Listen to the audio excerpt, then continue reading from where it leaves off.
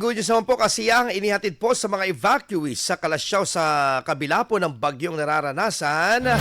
Kwento mo yan na Idol Tita Ronnie. Tama ba ang magsaya sa gitna ng bagyo?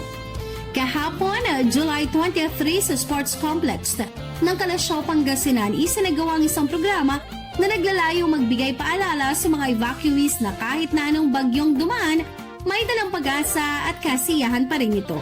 Sa naturang lugar, nasaksihan ang mga bata na masiglang nagsasayaw, umaawit at naglalaro. Larawan ng kaganakan sa kabila ng unos. Ayon kay Ace Lawrence Giorgio, LGU Daycare Center 1, uploader ng video at isa sa mga tagapagpatupad ng programa, kanilang ipinapaalala sa lahat ang patakaran sa evacuation center upang mapanatili ang kaayusan at kaligtasan. Bukod dito, higit sa lahat pinapaalalahanan nila ang mga taong naroon na huwag matakot sa mga nangyayaring nagaganap.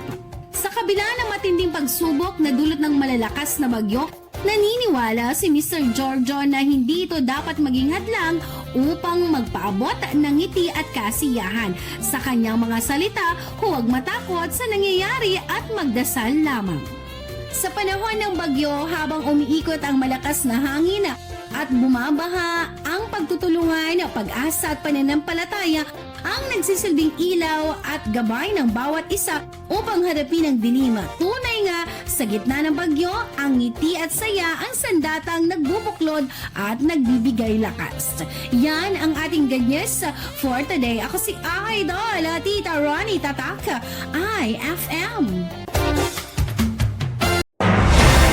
IFM News. IFM News. IFM News.